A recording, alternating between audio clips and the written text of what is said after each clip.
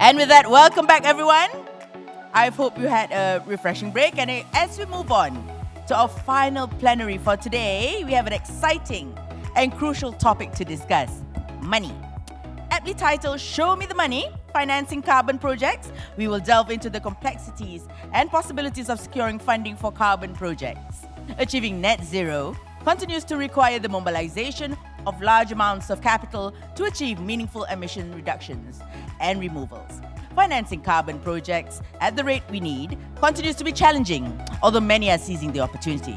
We are honored to have Louis Booth as our moderator for this final session, together with our distinguished panelists: Dr. Riza Swarga, President of Indonesia Carbon Trading Association and President and CEO of Agros Resources; Nick Laidlaw, Managing Director International of Worldview International Foundation; Arshad Nuval Othman, Head of Sustainable Finance, CIMB Islamic Bank, Berhad; and Suraj Vanyarachi, VP of Global Carbon, Macquarie Group.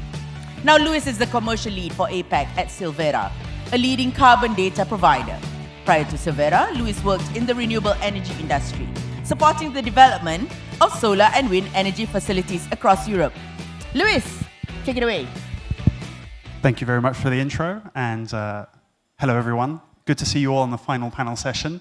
I promise it'll be worth it, and I've asked my distinguished panel today to make it feel alive, this conversation, because we've heard a lot of very difficult and complex topics, so we want to make this one a bit more of a storytelling session.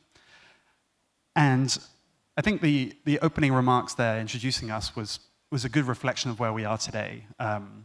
We have never had more global climate commitments, and yet we're in a space where it's still really challenging to find financing in carbon markets. I was trying to read some reports before this session and think about what is the number that is needed for financing, but every report I read had different numbers. All I could distinguish was that they were in the trillions. So the need for money is definitely there.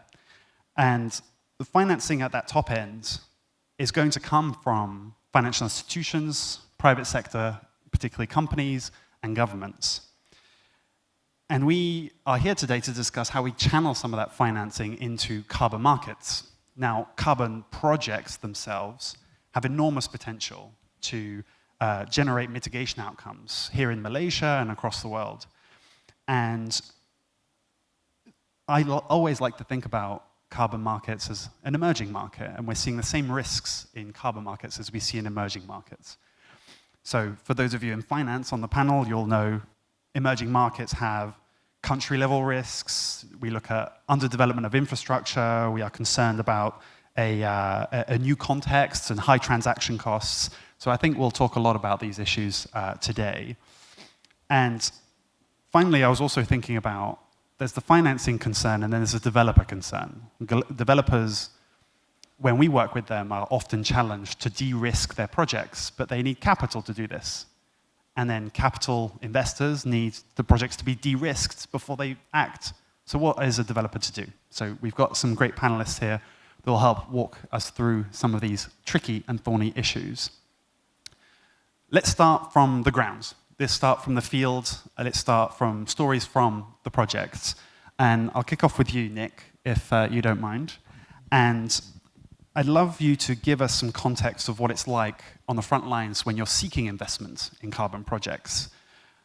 What are investors like to work with? What do they ask you for typically? And how do you, on the project development side at WIF, what do you have to consider when you go into that first meeting with an investor? Please give us a sort of good context for how it works on the ground. Thanks, Lewis. Hi, everybody. Thanks for having me. So context, Worldview International Foundation has been working on blue carbon mangrove projects since 2012. We're a non-profit NGO providing solutions to climate change mitigation and adaptation. So worked around the world, 26 countries, lots of government and private sector partnerships. So right now the market, before we answer that question, the market is a buyer's market, right? A few years ago it used to be a seller's market. And What does that mean? It means investors have a little bit more of demands and they have a bit more choice of where they put their for impact funds. Makes your job a little harder, I imagine. One Makes more time? your job a little harder, I imagine, given we're a Sure. bit big. You know, what we've found is that there is demand for high quality projects, removal projects, obviously, and that fits the product that we have in the market. So what's it like to engage with investors, was the question. Corporates. It might be a first-time corporate investor. No in-house team, looking to expand their in-house learnings, build capacity to make an informed decision. Or it might be an institutional grade investor who has a track record of investing in carbon projects and can make a decision a little bit faster. So corporates might be an example, 6 to 9 months from beginning to investment, and institutional grade might be that long, but repeat institutional investors under Worldview might take 2 months to do a follow-up investment. When it all works, you meet, you build your relationship, it's inspiring, it's fun, but there's challenges. So due diligence process is mainly around where the developer, you have to deliver a certain amount of things to de-risk the project, as you mentioned. Whether that's really early stage government relations, community buy-in, that's a big tick. Conservative numbers, transparent implementation, and really good model benefit sharing. So it's good that when it happens, but there are challenges, but it's possible. And do those investors then come to you with that list of requirements, or is it a sit back, show me what you got, you know, show your work? They've got a list, we've got a list, and usually we have answered most of it, and then it's a matter of getting into the details. Yeah. Thanks for that. And Parisa, given that you're on the ground as well, is that experiences that you share around those different types of potential investors and financiers and the experiences that you have with them? Yeah, it's been a very challenging situation in the last 3 years. It reflects actually pre-COVID and post-COVID situation. I think it shows in the graphic of how the carbon market price itself. So, like Nick said, I think it's perfectly true. Now, Indonesia, especially me as a carbon project owner and developer in Indonesia, it's been a very tough getting funding, honestly, from overseas. But fortunately, we have opened up a lot of different opportunities coming from family offices within Indonesia and also family offices overseas. So the details, I think Nick mentioned a bit similar. A lot of people now are quite aggressive, family offices, in terms of funding carbon projects. It's not saying that I don't need conventional investors that previously dominating the market previously, but we still need them. But I think it takes time for them to come back, while I think there's new players in town. That's good context, and I think for our audience today, I might just lay out what we mean by project financing. So when these investors are coming to developers, like our dear guests, they'll be looking at either trying to commit to buying credits through a long-term offtake. So I'm committing to buy it at a fixed price or at a variable price, or maybe there's some upside sharing. So that is what is typically used as called an offtake agreement in the industry. We also have investment upfront for some future supply, which would be called a streaming agreement. And then you've got things like equity investments and debt financing. So there's a bunch of different mechanisms there that are available to project developers. And investors really, will have their own preferences. I think, Nick, you were telling me that you've seen common threads, right, in that financing, where it's usually offtake agreements is what you're discussing with people, typically. Yes, those are the ones, and hopefully there's a few more coming online. Right. Because yeah. we need as much as we can, as many places as we can. And I'll turn to Arshad actually for that very point. Arshad, at CIMB Islamic, you have lots of experience in financing and in capital markets. When you look at carbon markets and carbon projects, what is it that you think are key considerations for a financial institution to deem this market investable? I imagine it's a very long list, but at a high level, what would you say are the key thinkings that you have with you and your colleagues when you're talking about this market? All right, it's a key consideration. So before I get to that, because the key consideration is somewhat controversial, Assalamu alaikum and good afternoon, everyone. So first and foremost, I'd like to thank Bursa for the opportunity given to CIMB to participate in this forum. CIMB, aside from supporting this event, we did participate in the auctions, so that gives a view on where CIMB is on carbon credits. And credit to Tan Hong Tat, who spearheads this in CIMB. Now, back to the key consideration, which I believe the market already knows. There needs to be a carbon pricing mechanism, right? Be it ETS or carbon tax, in order for the carbon market to take off. So like it or not, it still goes back to that. And the benefit of being in the last plenary session is I get to quote people before me or reference people before me. So I like how Dirk put it this morning, right?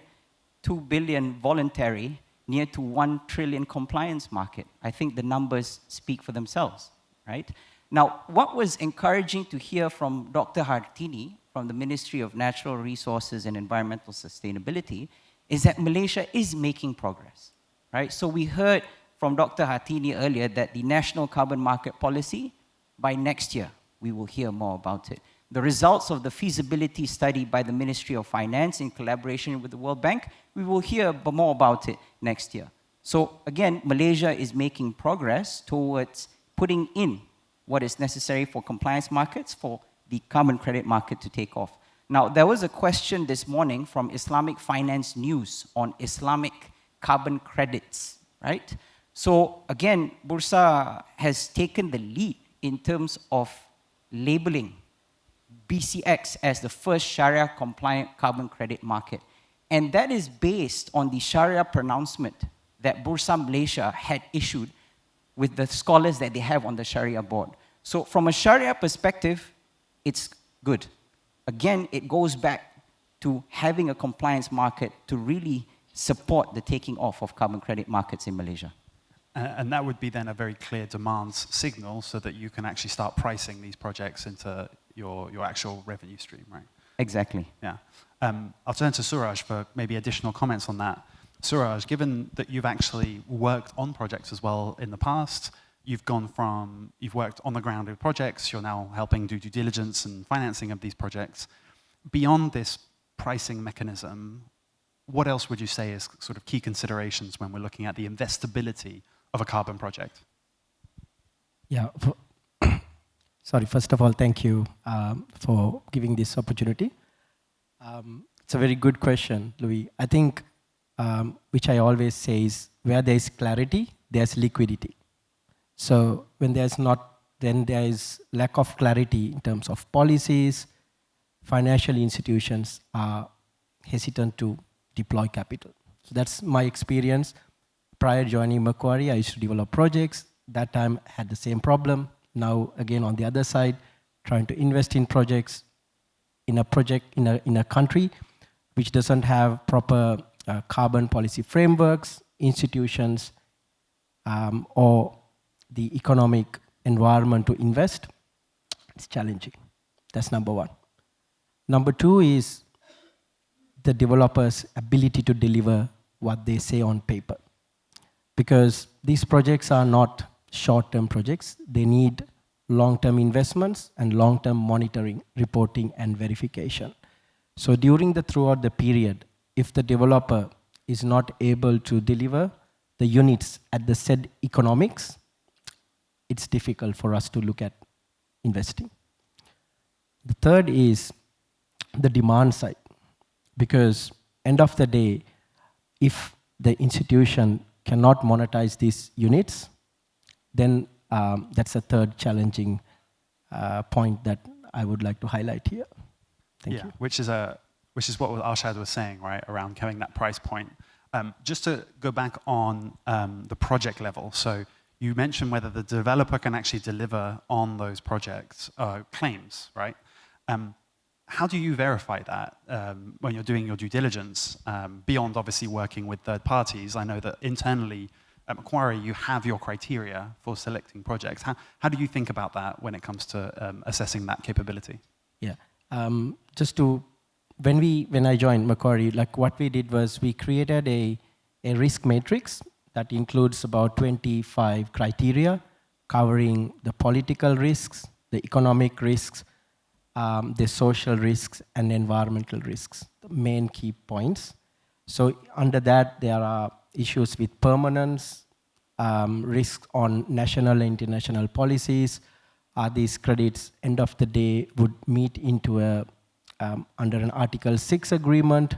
So those 25 criteria we would include into each assessment, and only if that pass, we would take it to the next level of investments. Yeah, that's quite a common thread that we see, at least when we work with financiers, even potential buyer companies, is they have those internal guardrails that they want to set for these. So thank you for sharing those experiences.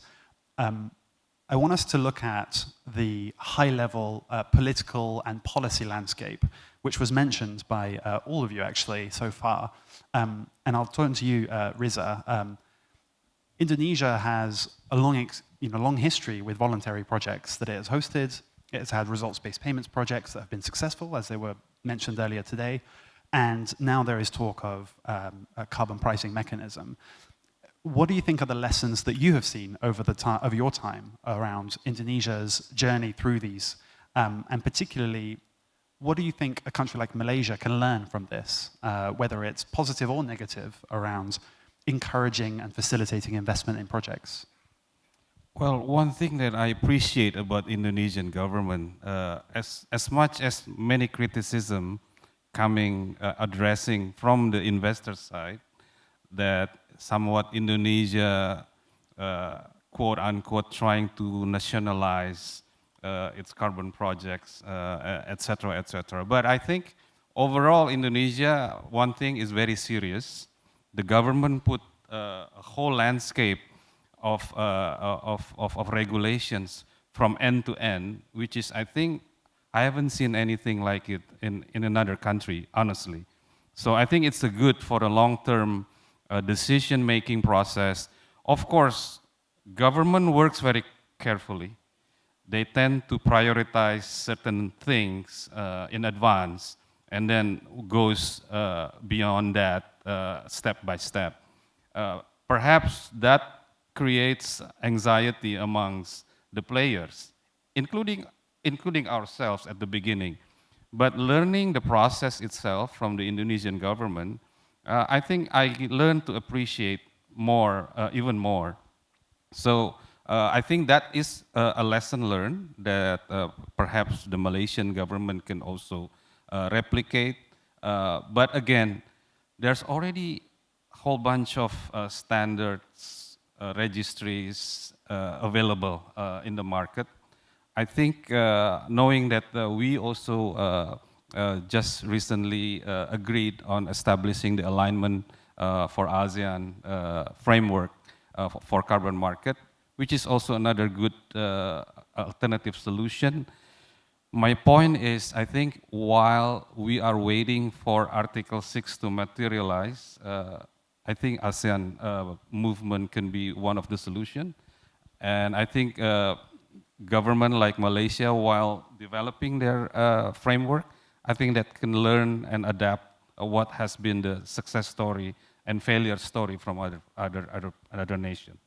And are you seeing financiers and investors coming back to Malaysia now that there's a little bit more clarity and transparency over where the policy is going? Is that something you're seeing on the ground? I think so, because I think carbon credits is a peculiar yet a very niche type of goods. Before I came here, I spoke to one of the project developers. He is saying that carbon credit is like a luxury goods, but the other person saying, no, it's an essential goods, because this is something that we need to act now instead of trying to wait later. But all in all, I think high integrity is the one and only prerequisite or mandatory requirement to do it. And for that reason, I think there are rooms and plenty of examples already on the table in the market itself. You don't need to reinvent the wheel. I think that learns also, Indonesian government learned that very well as well. There are rooms always to integrate, to collaborate, mutually recognize and everything. And I think that part of the execution level, it will take place in due course. Yeah, I'm a big supporter of iterative processes. Suraj, I'll turn actually to you, because there was something mentioned there quite a lot about having the inside track or the view of where the trajectory of policies are going in Indonesia in this case. Your office is in London, Macquarie Group is based in Australia, and you have worked around the world. What would be some examples of other lessons that can be learned from other markets, specifically from that regulatory side, where you get that certainty from a financial institution's point of view that actually we're going in the right direction here? Yeah, I would start with Singapore because it's in the ASEAN region, it's closest to Malaysia. So Singapore has set a good example as a leader in the buying side, where signing MOUs with number of countries, turning these MOUs to implementation agreements, facilitating businesses into these countries and trying to get familiarized with the host country. So that's a good example where, as an investor, we know that there's a bilateral agreement happening so that it's more clear. And then I also would like to turn into Malaysia in terms of the kind of voluntary market process. It's through the exchange, through the auctions, it gives a very positive signal to the world on the voluntary market. So those are two examples, one on the more compliant, semi-compliance, and the voluntary markets. Then we are close to Australia. We are an Australian investment bank. So under the accused market, again, that's a space that we are quite comfortable with because we know the demand side is more addressed in that. So I would take 3 examples. And in Australia, you've got all of those where the government also actually issues the credits. So you've got demand side certainty, regulatory certainty, and then the only thing I would say is missing is probably transparency on the project level. But other than that, you've got those signals that for you are key. Yeah. Yeah. Something that we pick up a lot is on those bilateral agreements for Article 6, but also then customers come to us and they say, what are specific regions where we have that political certainty and can we attribute a scoring system of some kind? When we do this exercise, we quickly find there are quite a few countries where there's enough certainty for a lot of investors, but each investor will have different appetites for that risk. Nick, your also organization is across multiple countries. You've operated projects in multiple countries. Are there any lessons learned that you have seen from the project developer side that can give your investors or yourselves a bit more certainty as well? And actually, are there areas where it's a no-go because of a certain regulatory decision that you've come across in the past? So for us, we started off in Myanmar in 2012, did research and development, engaged the government, engaged the communities, and kind of built from one Vera project through to now 6. How do we do that? Well, the government was open to doing these projects. When we look at new countries, the government was open and the investors were open to that level of risk and said, right, let's execute. And when it comes to Malaysia, we looked at our country list. Where would we like to go? Where do we think we have the most scope for scaling and sharing this knowledge? And Malaysia was on the list. We've seen that it's a very friendly, positive regulatory environment and got great teams working on, fine-tuning it. But up till now, it's investable. You don't have to have a perfect system in any country. It's go time. There's investors and project developers with the right experience and skills to come together, along with the government, to start. So Malaysia is a great example of that. And back to Myanmar, tough question maybe, but has the recent political difficulties in Myanmar meant that that is no longer an area that you're prioritizing? Or given your experience in the past, is that sufficient for you to deem it a potentially investable country? All projects in all countries where we are a priority. That hasn't changed. These projects benefit the Global South. We have built trust and reputation based on promising to do what we say we will do. That's over 12 years, and we've seen it scale. So mangrove projects are for the benefit of the communities.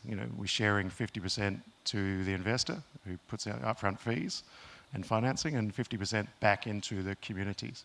Those projects, the way they're structured and modelled,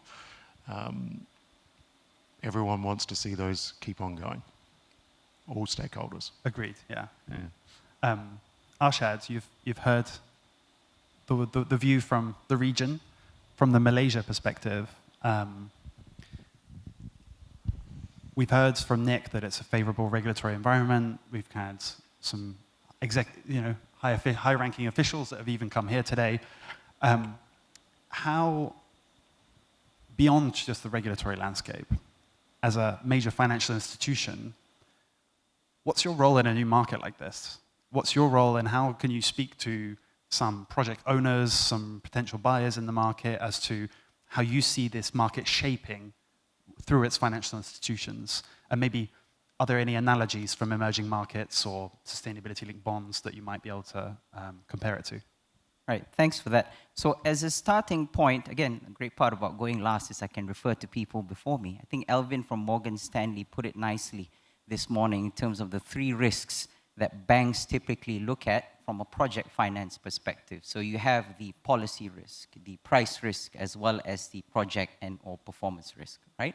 So then it was nice to hear in Plenary 2, where Wei from Singapore said that regulation helps with risk mitigation. And then Katia went on, from EY and her dealings with clients, going as far as saying, or the clients going as far as saying Article 6 is a form of protection when they subscribe to carbon credits. So the conversations with bankers typically revolves around carbon policy, typically revolves around offtake agreements in order for project financing to be dispersed.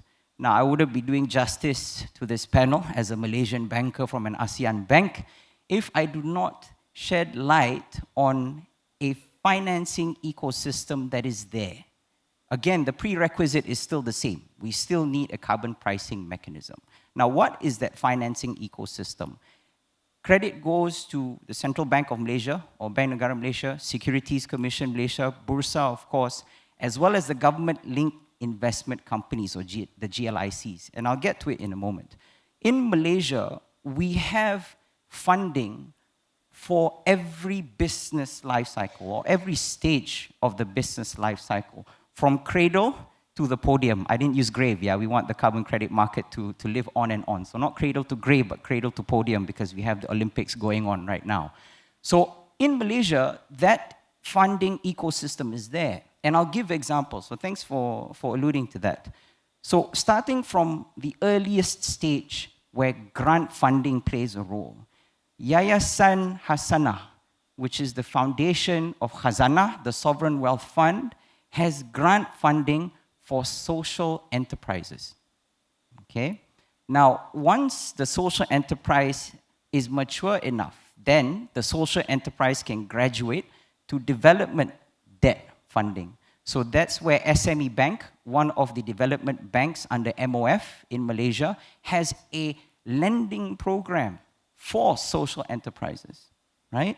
And then you want to graduate from that stage, the Securities Commission has set up the equity crowdfunding platform. So there was an equity crowdfunding platform that presented at the recent NETR, or National Energy Transition Roadmap Engagement Session, organized by BNM and SC, whereby they had a success story, where they funded a company, a solar company, and it eventually got listed in the LEAP market, right? So then you have the equity crowdfunding. And then you graduate to commercial debt. And that's where banks like CIMB come in. Now here's the beauty about this product by BNM. It's under their BNM Funds for SMEs. So the Malaysians in the audience might know about the Low Carbon Transition Facility, or LCTF, predominantly used to finance solar projects. For me, it's a beautiful blended finance instrument. It's 50-50 funded, okay, 50% by the bank, 50% by Bank Negara Malaysia, so that lowers the cost. And then there is a guarantee by one of the Ministry of Finance company, or SJPP, all right? So that spurs the financing for solar projects. It's a form of blended finance that commercial banks participate in. And then you graduate from that, you become a large corporate, you can borrow on your own financial standing, and then you graduate from that, you have debt capital markets, which are deep in Malaysia. And then you can graduate to equity capital markets. Again, credit also goes to Bursa. I mentioned the LEAP market, which is the smallest market that we have. Then you have the ACE market, then you have the main market, right? So this financing ecosystem by the Malaysian government entities and agencies is already there. Once the carbon pricing mechanism comes in, right, instead of looking at a carbon credit project as a power plant, look at it as a farm, right? A farm or an agriculture company that goes through the business life cycle like any other company would. And you would have access to all these financing depending on the stages of your maturity. So there is that key moment then where these kinds of instruments can be used in carbon markets, in your view, and it is for that carbon pricing mechanism to come into place. Is there appetite for, in any part of a bank like CIMB, to have that riskier capital maybe where there isn't that pricing mechanism? Is that a scenario that's possible? Okay, so I think this, it's a good question. Typically, when I get asked that question, people think banks are out there to make profit for shareholders. That's true, okay? We are a commercial entity, so I'm not going to deny that we are there to make money. Now, for CIMB, it's a unique case because we're a bank that's owned by Khazanah. Number one, why are our profits important? Because we pay dividends to Khazanah, Khazanah pays dividends to Ministry of Finance, Ministry of Finance uses those dividends as part of administering the entire budget, which includes subsidies. All right? So again, our mandate at CIMB, yes, we are profit-driven, we need to pay dividends. Ultimately, those dividends go to MOF to benefit the citizens. Number one. What is often overlooked, the duty of a bank is also to protect your fixed deposits, right? So we want to make sure we can pay the attractive, competitive rates on your fixed deposits while you not worrying overnight that your principal will be lost, right? So again, it's not that banks do not want to take higher risk. We have our obligations not just to our shareholders, but to fixed depositors like yourselves, right? So in order for us to have an appetite to participate in commercial debt funding, the carbon pricing mechanism needs to be in place. Yeah, okay. Good, good to have that certainty then from you in terms of what's needed to be able to have that catalytic role. Turning to our developer colleagues on the same question actually, we've heard of what the financial institutions want to see and what role they could play. In your day-to-day lives, what does financing do for you? What is the role that a bank plays, but also an institutional investor plays? And how important is it for them to get involved with you at different stages of the project's life cycle? I think, Riza, I'll maybe ask you that question first. And, you know, is there greater scope for work and a need for financial institutions to get involved with project development? Very good question. And I'm not saying I don't need banks, because sometimes it takes too many scrutiny, too many due diligence, and that sort of thing. This is the game of saving the planet.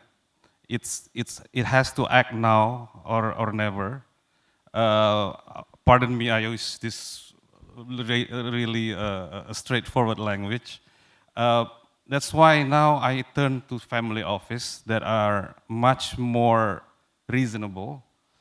Of course, it doesn't probably it has a lot of other risks that needs to be taken care of. I'm seeing at so many different obstacles and challenges every day, coming by the day, from this whole carbon ecosystem. I know, with all due respect, bankers always prudency and all those compliances must be met. But I think you need a game changer. You need something to break the ice. You need to take the risk. I think the risk is much bigger than just compliances of what the bankers are needing or required to. I respect that so much. So looking at the voluntary carbon market itself, for example, this is just like an expression of a positive disruption of compliance. This is my take. Why? I think this is a whole bunch of private players trying to set up a game playing field called voluntary carbon market, while I think the compliance are still negotiating in COP meetings, a never-ending story. So I think that needs to be supported. I really hope that bankers can see that, and instead of waiting for a much more stabilized regulation, which it's going to happen, but I don't know when. But somebody needs to take care of the whole climate change issues, and that is what we need now. I have to salute Bursa Malaysia in this case, because they are doing a lot of, I guess, so many innovative action, including what we've seen today. So we need different innovative actions to save the planet. I think that's a great duopoly of like what we need in this market, right? We need certainty and we need action and risk taking. Just to stay on you for now, Riza, if we have any project owners or developers in the room, or people who aspire to be project owners and developers, during project financing, what is it typically, when is the first step when you look for that financing? Who do you typically turn to, and what is it that you're trying to achieve with that first step? Is it to have your feasibility study done, paid for by a potential off-taker? Is it already a commitment from an off-taker that gives you the confidence to take it to PDD level? I know that every case will be different, but give some examples of maybe what it is you're looking for when you go out for financing, and how people in this room that are potentially thinking about that, what it is they should be looking out for. Yeah, that's another good question. I think reputation in one thing is very important. Somebody look at Edward with Permian with good long time reputation, or Nick. I think everybody would just love to step in and put their money in, right? Fortunately, I have also a bit of a good track record, and people come in to me and also want to put their money in. But for other startups, I call it startups because a lot of, even big boys, I know a lot of conglomerates, they have a very huge land banks. They want to start doing carbon projects, and they have difficulty finding fundings. Yeah. Because one thing, probably their background is palm oil or coal or oil and gas. You cannot just flip it your hand and start doing carbon projects. Nobody likes that, right? Something they can. Right. So I think money it's not the only thing in carbon. This is again, this is like a beautiful girl just starting to become a very beautiful teenagers, and a lot of people wants to step in, but they have to be very careful on trying to deal with them, because beautiful lady is kind of a very sensitive in terms of offending them, right? So I think this is just a good analogy, I guess. So I think I like the word that I guess our colleague from Southridge says, let's just do it. Let's. My president said, Jokowi always say, work, work, work. That's what we need. Let's work on better analogies when we leave this later. But that's a really good segue into maybe discussing with you, Nick, on partners beyond financing. So we've talked about the wish list of a bank. We've talked about what we look for in terms of the de-risking from what Suraj was saying, so that they can commit financing.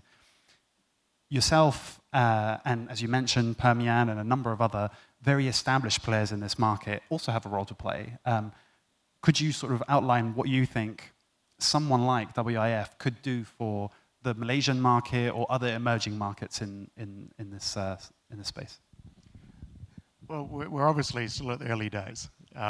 So it's a matter of where's your proof of concept and can you create that type of project in a new country. You need all stakeholders involved in that and a little bit of a leap of faith to go, let's start before everything's perfect. That's possible to do. Partnerships, university partnerships are critical.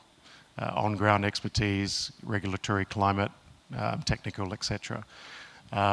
Where we approach it is we'll bring the international team, start the process, hire locally, build out, and get to a point where the project is investable. Okay. Sometimes it's really about knowledge. You touched upon it. It's specialist knowledge, and how do you share that and bring everyone else up to speed? We often say it's not necessarily knowing what to do, it's knowing what not to do in that very complicated process, as Suraj mentioned. It takes 3 years to get a credit, if all works well, through the systems at the moment, through the standards bodies. And that's a good thing, it's high integrity. And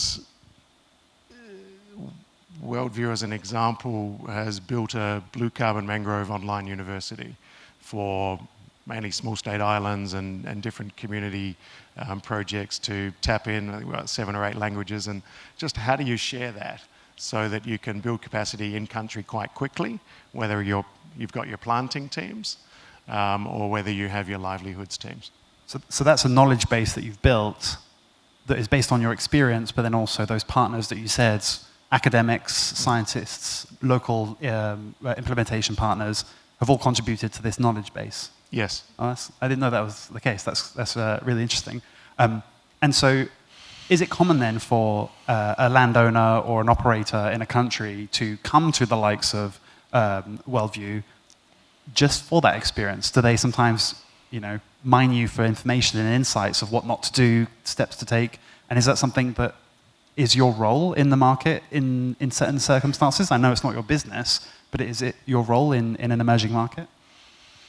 Yeah, it's not our business to do consulting, but it is our role to share that knowledge, look at projects, look at land, and say, this is our experience, this is what the gaps are, and we can fill those together, or we can recommend people to work with, or it's just a no-go, right? This doesn't work, it's not commercially viable. It's a more of a community project. Whatever it is, that's what we are built to do, serve the people and try to get these projects up and running and get more of them at high quality, high integrity. Yeah, building the foundations for an investable carbon project starts with that, I guess. I'll thank you for that insight. I think that's really interesting, especially for me who, I don't really work on the ground with developers, so it's great to hear that those are the key steps and milestones to take. we're often approached and people ask us, like you mentioned, Riza, we've got a plantation, we've got land, we'd like to turn it into a carbon project, what do I do first? I always say contact people who do have that experience in country or overseas and see if there's any partnership opportunities there. How important are those local stakeholders? When we do field research, local academics and local scientists are crucial. I imagine it's the same for you. And how do you go about finding them? I imagine that's quite a complicated one.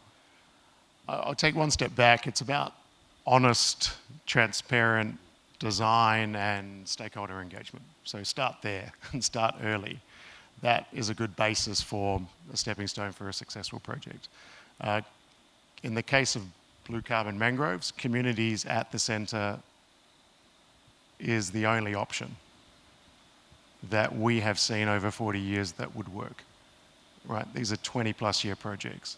They are long, they're complicated, they're challenging, and even though you might have a very strong will to never give up and keep on finding solutions, the communities must take centre stage. So that's what's worked. Local partners, it's about listening and running through your standard development type of program and project design, and that's shown to work. So without that, these projects don't happen. Yeah, and I imagine your financiers and investors grill you on that part, right? Make sure that you've got the right benefit sharing framework in place with the right with the right process, the right payments, cash or kind. I imagine investors are pretty intense on that aspect of your projects, given that they're nature-based solutions. Correct, and I didn't mention this earlier, but we're fortunate to have examples where you can come and visit and look around and test, and seeing is believing, right? That's not possible everywhere, but it is a good way to build knowledge and trust, and whether it's at government level or whether it's at investor level, to say, yeah, this is possible, and let's start, let's start immediately. Arshad, from your perspective, how important would it be to be able to actually see these projects in person, meet the actual implementation partners? I imagine that would be a key part of your work, or do you think the numbers will enough and you have to trust the process, that the right infrastructure is in place to be able to control for that? So in any loan application, a site visit is required by the relationship manager, because we want to make sure whatever we are funding actually exists, right? So to answer your question, yes, visiting the site itself is important. Now, not just on a loan application. I know of a sukuk, or Sharia-compliant bond issuance, mini hydro plants.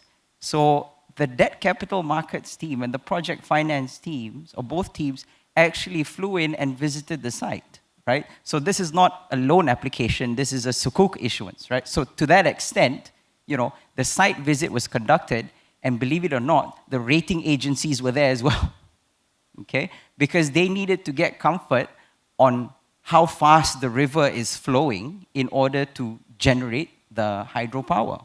So yes, site visits are key in making sure that the funding that is provided, be it in a loan format or a bond format, actually goes to where it's supposed to go. Maybe that's a bit of advice for Bursa Malaysia, maybe some field trips, so you can bring some bankers to some field trips, see some projects. Thank you all for those responses. I think they really give me, at least, a really good view of how you perceive your different challenges. Suraj, I'm going to come to you next as a person who's had a foot in both camps. You've worked on the development side, you've worked on the financing side. What I'd love to hear from you is tie in maybe some experiences that you've come across of projects that were seeking financing in the past. What were best practices for those projects? And then what have you seen as the financier now that are best practices typically? Again, looking at our audience today as project proponents or potential investors, it'd be great just to have a bit of color to everything we've discussed so far, if you can. Yeah, sure. For me, the carbon project or the world is like an ecosystem, right? For an ecosystem to function properly, each and individual species has to interlink and work together.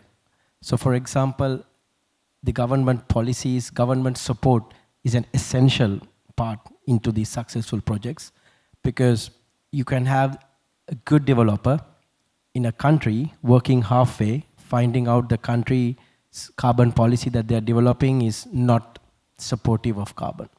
So that's integral. And then the permanence part. So we are recently taking quite an interest in hard to abate sectors. For example, the cement sector, which people would not really talk about potentially because there would not be a potential co-benefit. But if you look at the emissions, savings is massive. And then at the engineered removals, it's still emerging. Some of the pricing are potentially not economical, but these are the sectors that we are exploring, and we'd be like to see a few more successful stories. But when it comes to nature-based, like forest protection, once you destroy a forest, you cannot build it. And blue carbon, these are real ecosystems. So, for example, in the past, I used to work in Myanmar, developing some of the Worldview blue carbon projects prior joining Macquarie. Like, these projects not just support mitigation, it also support adaptation. So some of the successful examples would be like hard to abate sectors, which could reduce large volumes of greenhouse gases, and like kind of nature-based projects are some of the successful projects, I would say. And now with your Macquarie hat on, how important is it for the developer to tell that story of ecosystem importance, of resilience as well as abatement? How important is that part of it? I know that having worked in the field, you're probably very passionate about that part of it, but I imagine it's quite a key element for you when you're looking at that. Yeah, it is utmost important, and that's potentially my role, working with the banking sector to make them understand, and also to make sure, again, I go back to policy, because for me, policy is quite an important in any country, both international carbon policies and national policies. It's very important. Yeah, we were looking at a project recently for one of our clients, and the developer had not disclosed that their project was also housing a new community. So they had actually brought in a neighboring community into their land, but they hadn't communicated that. And I said, well, surely that's a really positive thing. It's included in the benefit sharing. It's included in the positive elements. Why aren't you talking about that more? And they said, well, the methodology doesn't require it.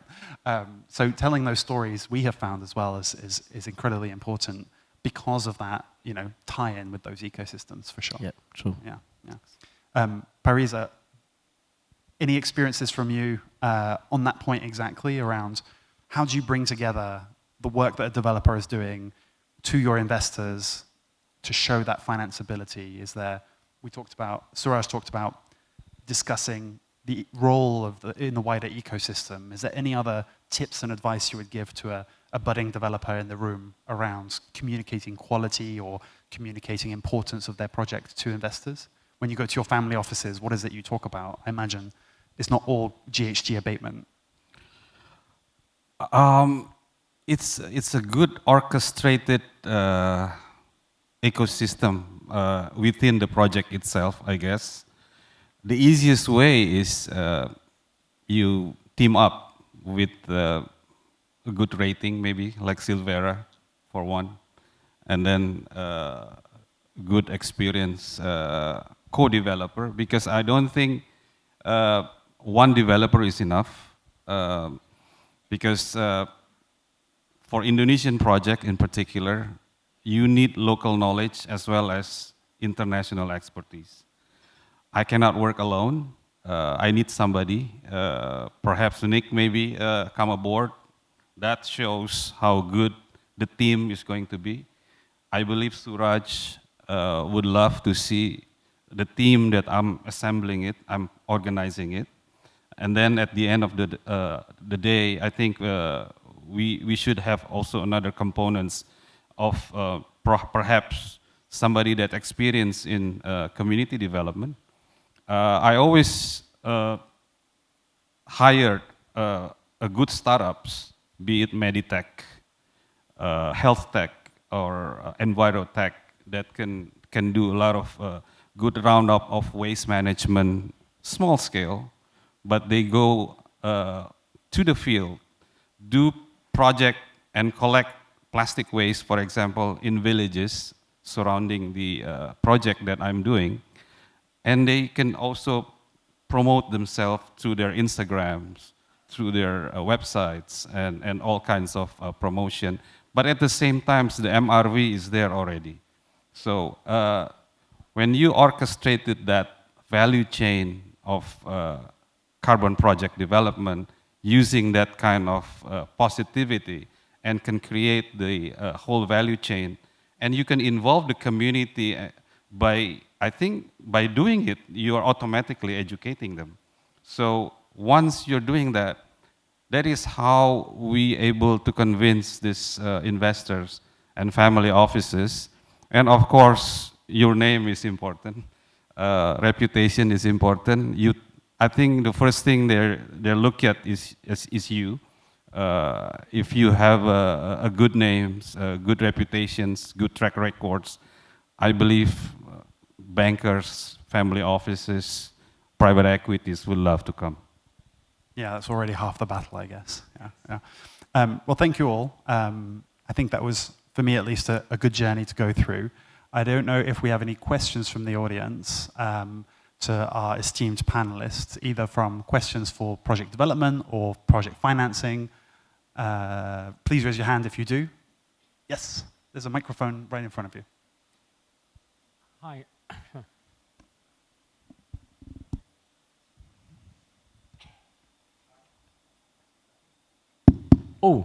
Yes. Hi, I'm Melvin from Sarawak Forestry Corporation. 2 days ago, I gave a keynote address to a bunch of people working on frogs, 1,500 of them. And I talked about show me the money. But the difference is financing conservation projects as opposed to financing carbon projects. One of the issues we have had is iconic species tend to be the ones that people gravitate to, but you don't get orangutans all over the place. You get frogs, you get little mushrooms, you get all those items. These items, insects and so on, are the items that your whole nature survives on. Your plants flower, get pollinated and all that, the bees and so on.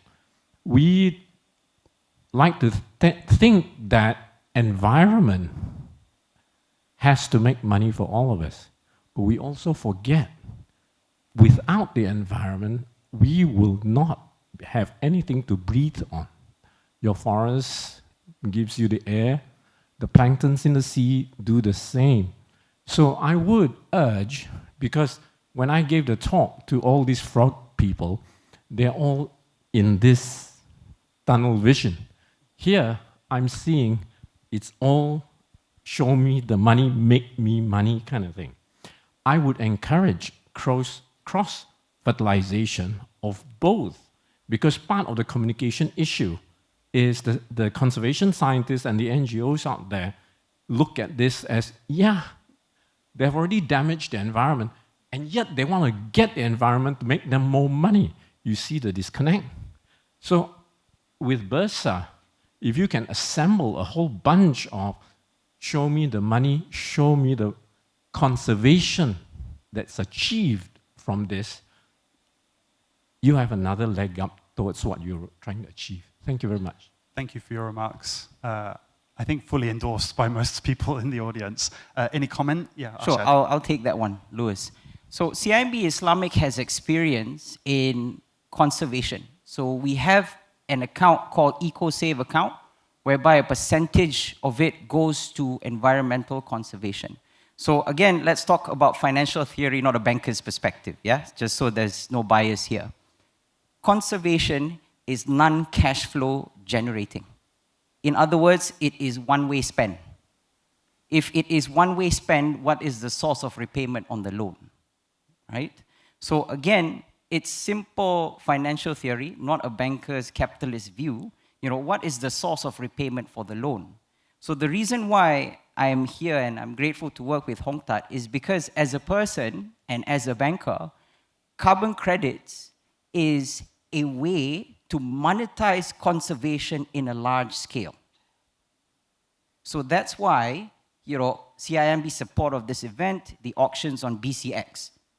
Carbon credits, let me repeat that, carbon credits is a way to monetize conservation in a large scale, okay? Yeah, the two do not have to be mutually exclusive. Riza, do you have a comment? I can see, oh, Nick, yeah. So just coming back to your point, it's, as an example, I'm up here to give examples. So in Myanmar in 2012, we went in just as a project to protect forests, add ecosystem service benefits, give jobs to communities, and it's a classic development funded project. And then 3 years after doing that, it was like, what's blue carbon? What's carbon financing? And it was private sector funded. And we took the leap of faith and tried that. And what we've found is that the economic benefits to those projects and the communities and the biodiversity within that, elephants came back, fish stocks came back, all of that needs to be measured. And the more you measure, so you measure the carbon and then you measure beyond carbon. And that's pretty much the engine room of these projects. You have to keep on doing that for, as Suraj said, 25 years. They're long projects. And if you do that well, with integrity, you do it your best you can, you'll create value. And that value, as mentioned, has an economic benefit. And if you feed it justly back into, those benefits justly back into the communities and the stakeholders, then it's an incredible project. There's nothing else like it in terms of the Worldview's 40 years of doing work, and it's really incredible, the impact that can be created. Well said. Thanks, Nick. Riza, Just a couple quick, of sentences. just a quick one. I think we are running out of time. So this is what I urge to the alliances of ASEAN Carbon Association, ASEAN. Let's start a pilot. It's easy. The easiest way to show the world, the easiest way to show the people who's still learning what carbon project or what carbon credit is all about. I think Bursa can step in, CIMB can step in, off-takers from Singapore can step in, and we have lineup of projects already. And then all kinds of expertise, Permian can come in, Nick can come in, everybody that already have that reputation can come in. Even ratings can be done also by you, Silvera. So once we got that, I think it's easy to show the world how good it is. How effective they are. Well, thank you all. I hope this has been useful to hear perspectives from those seeking financing, those deploying capital, and everything in between. Thank you for the comment from the audience as well. Thank you very much. Thank you to my panel. Thank you, Luis, and our panelists. And let's close the last plenary session today with a panel shot.